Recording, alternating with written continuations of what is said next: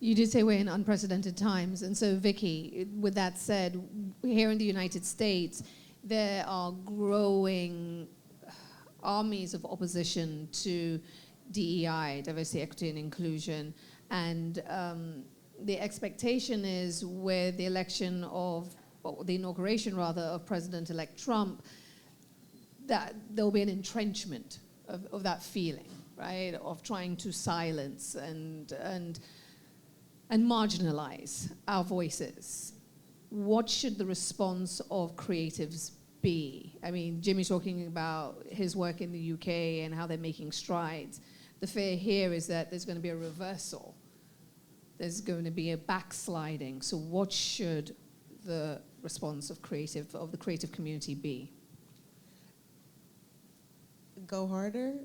Yes.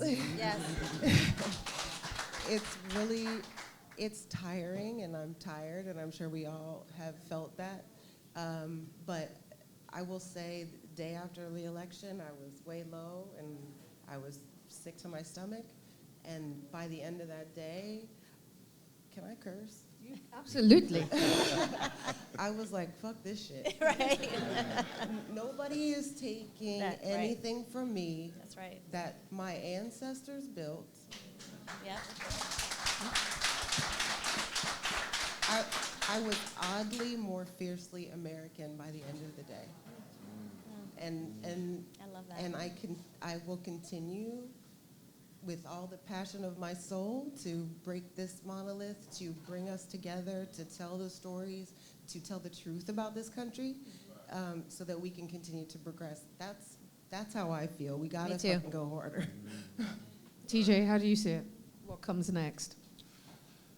Yeah, two things. One is just continuing to find new ways for us to be supportive of all the things that we're collectively doing. I think about a lot of the work that BET's done. I mean, I'm seeing Burna Boy on stage, I'm seeing Tyler on stage, a very intentional effort to pull forward the spirit of global Black culture, the spirit of unification across all the tribalism and all the different sects that live within our community. I think that's imperative. And then two, understanding how we can identify opportunities for ownership. I can tell you on the sports side, the sports business is worth $500 billion, $1.2 trillion, somewhere in there, and you look at the front offices, there's nobody that looks like us.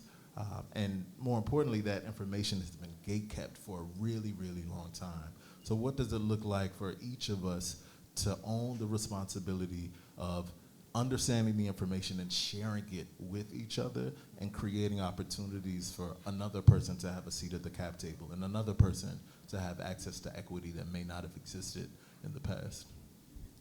Kim, final word to you. Yeah, no, I think it goes back to, and I love the point about go harder, right? Because at the end of the day, it still is about economy and dollars and currency, and we all know that people will follow great content. Yes. If you give them something great, they will find it. They will, dig through the floor to get to it. And I think that's the power of what we do, because we know how amazing and crazy amazing our stories are. And so I would say let's just I have a great sense of confidence and optimism about the future.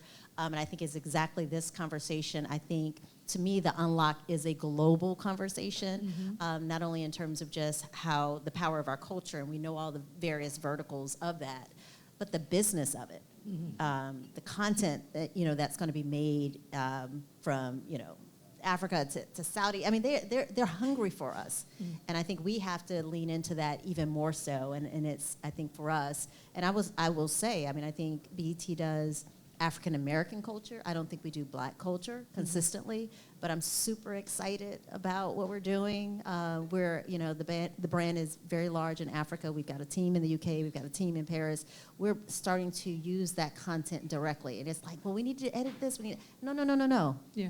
Just play the content as it is. And we're starting to really see some green shoots happening. So and we're going to lean in on that next year even more so. And so I think, hopefully this time next year I'll be able to say we're actually doing Black culture on a global scale. So excited about that. Love that.